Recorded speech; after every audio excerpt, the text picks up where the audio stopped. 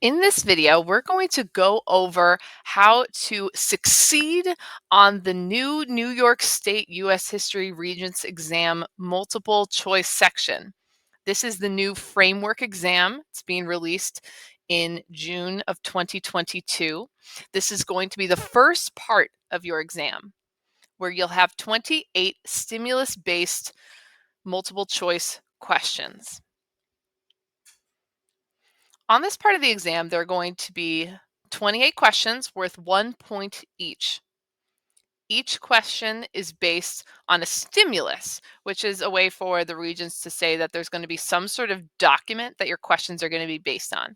These documents can be anything from a written text, there will be a lot of those, and that can be primary or secondary sources. It can be a map, political cartoon, graph, chart, photograph, or even a painting.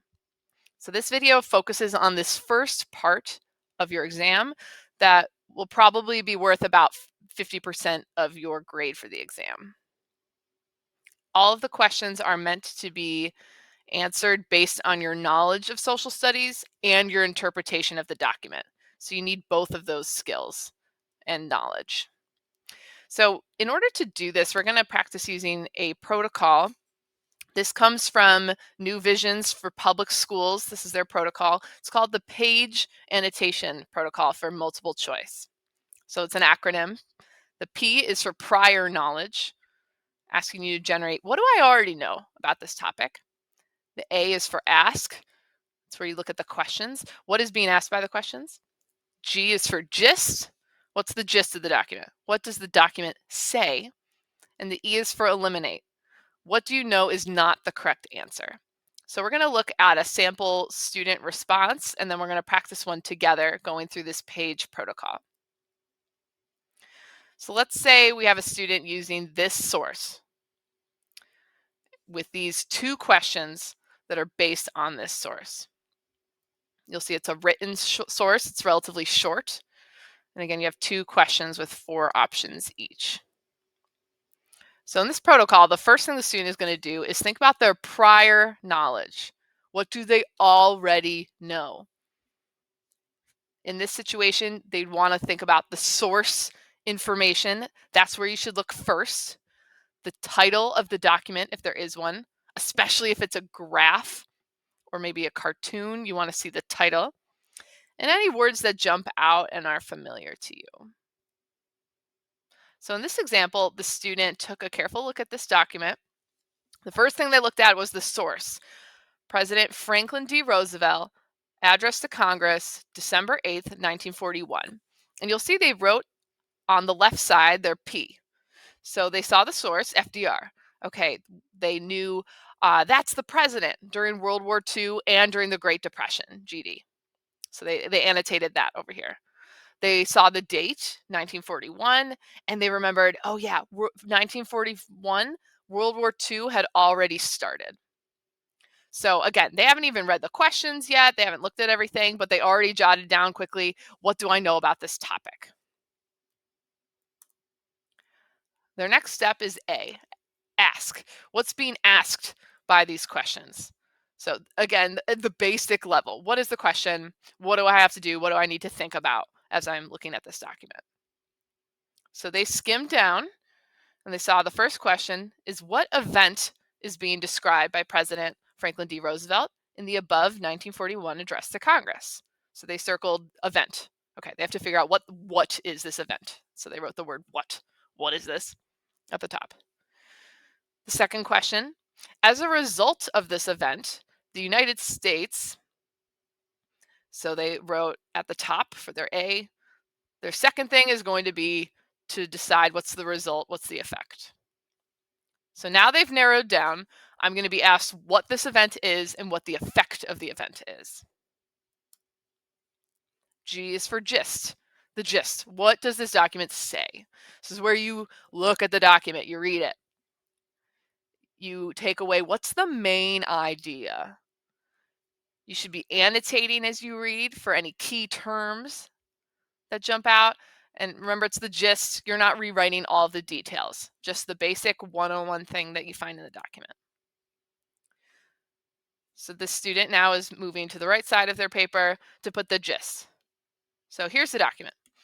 Yesterday, December 7th, 1941, a date which will live in infamy, the United States of America was suddenly and deliberately attacked by naval and air forces of the Empire of Japan.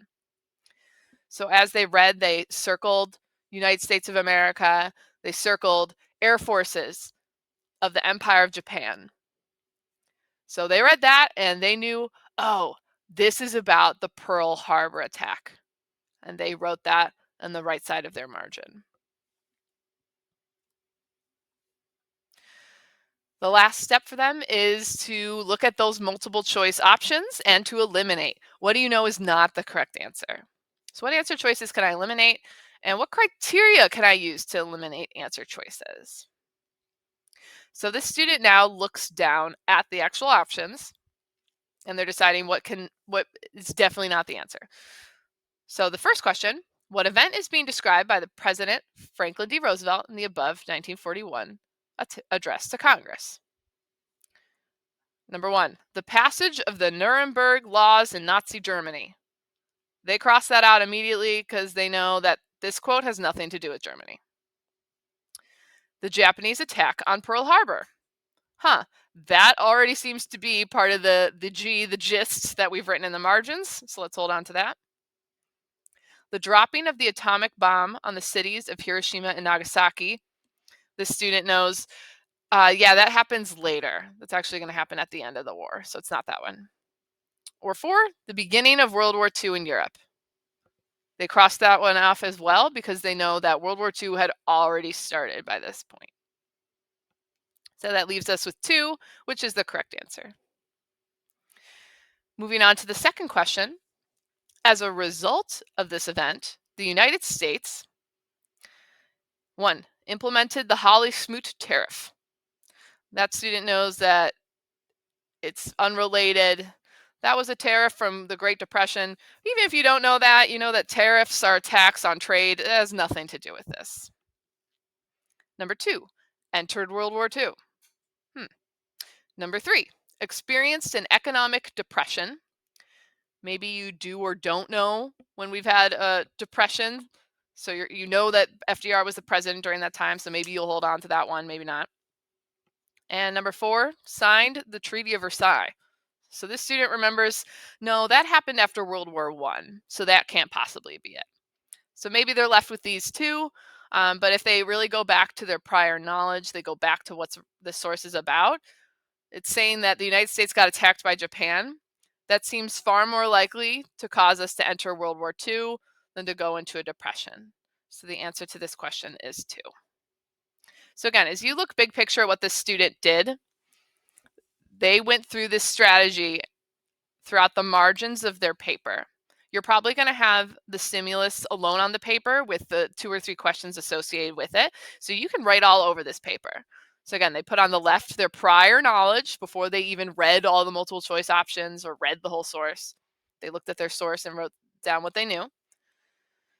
They wrote down what the question is asking at a basic level that they're searching for after reading the question.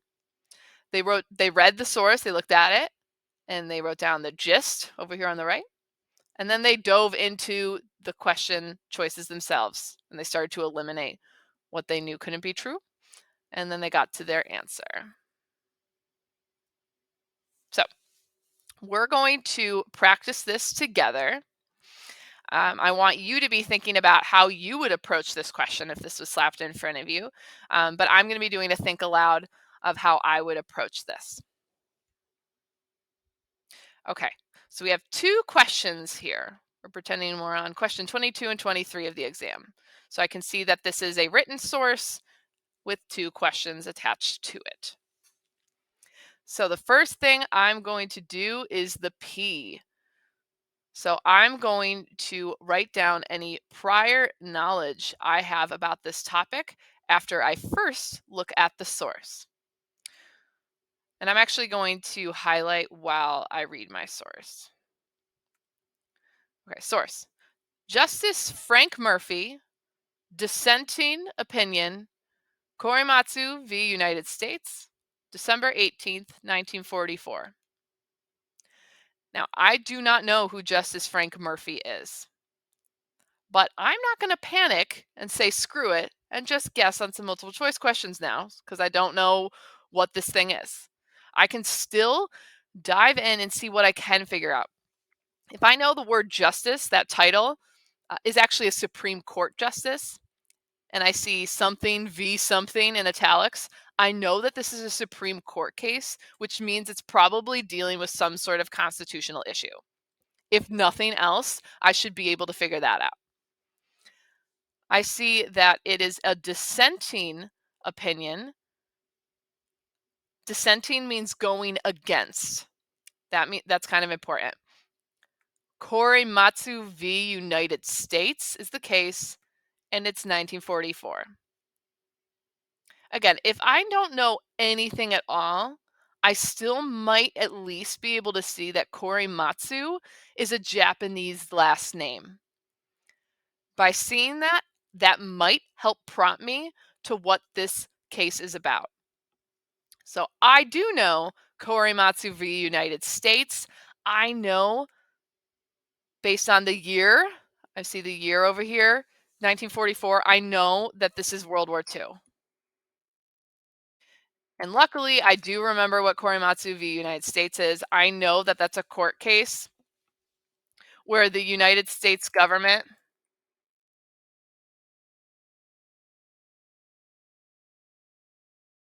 upheld its policy of Japanese incarceration, also called Japanese internment. So again, lucky for me, I recognize the name of the court case, so I'm putting down my prior knowledge. Since it's so you could either annotate it right below it, but I'm following the protocol, so I'm just going to put it on the left side, right? My prior knowledge. The U.S. government upheld Japanese incarceration. And I also, that's going to jog my memory about what that issue is, that thousands of Japanese Americans were incarcerated.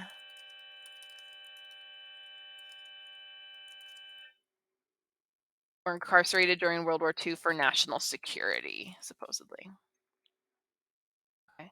So again, all of this is my prior knowledge. Again, you're going to do this quicker on the actual exam. You might just jot down a note. No one else is seeing this but you, or you might at least do this mentally. So again, my first step, that P, what do I already know about this topic? Great. Okay. So now I'm moving on to A, where I'm going to see what the questions are going to be about. Which statement best describes the argument in this dissenting opinion? Okay, so I am seeing what the argument is, basically, of this document. And then the second question, which of the following occurred after Supreme Court Justice Frank Murphy wrote this dissent? So at the top here, I'm going to annotate for, again, for A, what's the question asking? They're asking me to identify the argument and identify the results. I'll even shorten that. Those are the two questions. What is the argument in here? What's going to be the result of what happens in here? By the way, one other annotation I'm going to add quickly. Dissenting means going against or disagreeing.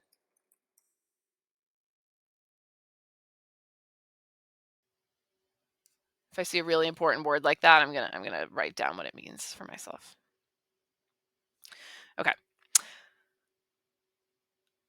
So now I'm going to actually read the document, get to the gist of it. So here we go. No one denies, of course, that there were some disloyal persons of Japanese descent on the Pacific coast who did all in their power to aid their ancestral land. Similar disloyal activities have been engaged in by many persons of German, Italian, and even more pioneer stock in our country. So his first point I'm seeing here, I'm just going to annotate as I go. There were some disloyal persons of Japanese descent. I don't think that's his main argument, though. Because then he says, but, folks, always pay attention to a big old but in the middle of a document. But, we're getting to his real point, to infer that examples of individual disloyalty prove group disloyalty and justify discriminatory action against an entire group is to deny that under our system of law, individual guilt is the sole basis for deprivation of rights. So this is what he thinks. Individual guilt is the sole basis for deprivation of rights. Moreover, this inference, which is at the very heart of the evacuation orders, has been used in support of the abhorrent, that means like horrible, hateful, and despicable treatment of minority groups by the dictatorial tyrannies which this nation is now pledged to destroy. So again, I'm even going to go back and annotate a little more. He thinks other people are using examples of individual disloyalty to prove group disloyalty and justify discrimination. So if you have a few disloyal people, that means everybody is disloyal. And he thinks that that inference has been used in support of what he calls abhorrible and despicable treatment of minority groups. By who? By the dictatorial tyrannies which this nation is now pledged to destroy. So as I'm reading that, I'm now going to write down in just a few words. And again, even if you're not writing this down, you would be thinking through this. The G, what's the gist?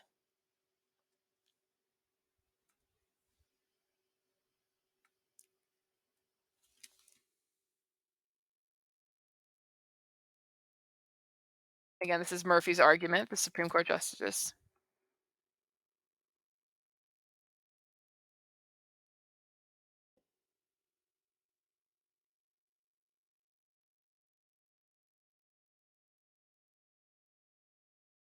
Murphy says that people are arguing that individual disloyalty equals group disloyalty. First point. Then he says, I'm going to move this over.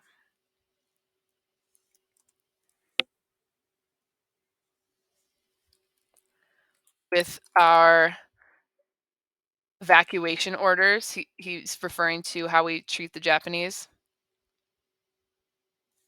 With Japanese internment,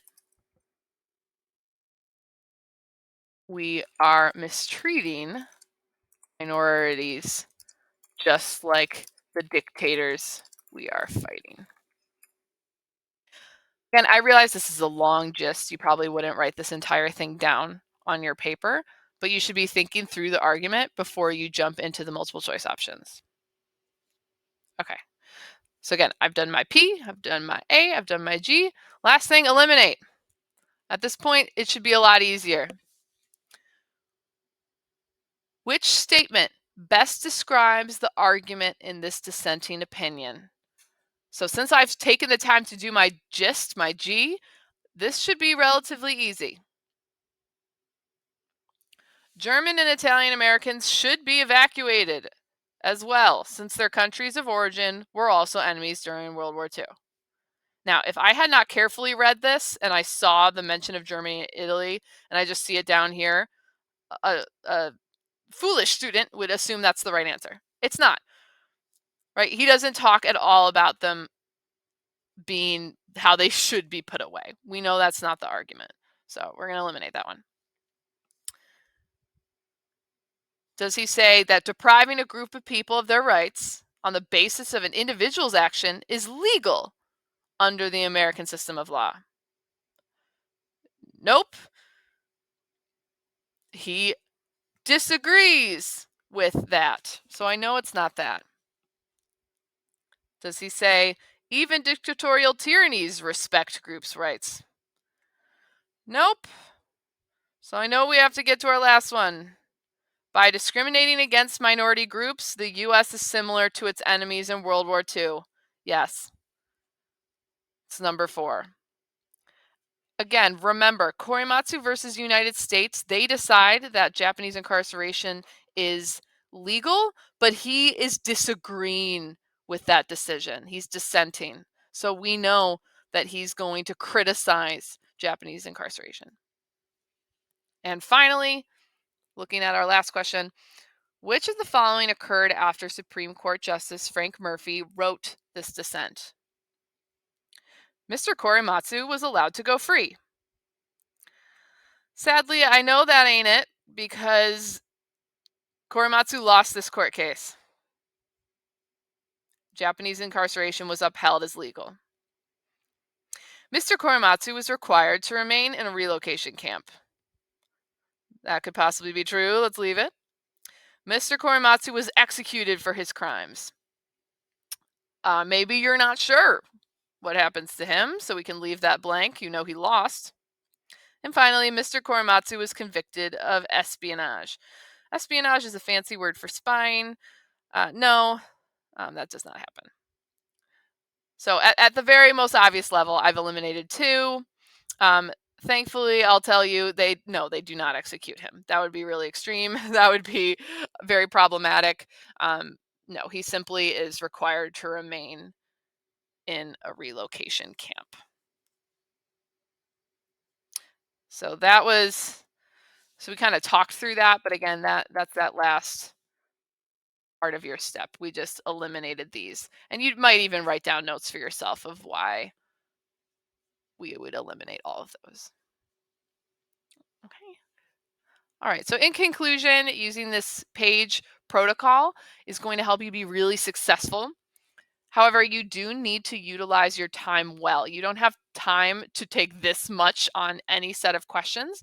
So I'm going to recommend, I've done this in detail, but when you're doing this on paper, just put the shortest of notes for yourself that makes sense to you.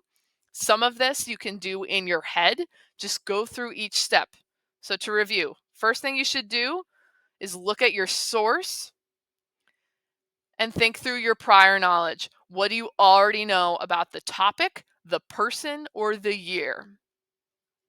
Then you want to move to A. What's the question going to ask you? So take a look at the questions and get to the basic idea of what the questions are going to be about. Then you're going to move on to the G, the gist. So that's where you're going to look at your source and summarize what is it basically saying.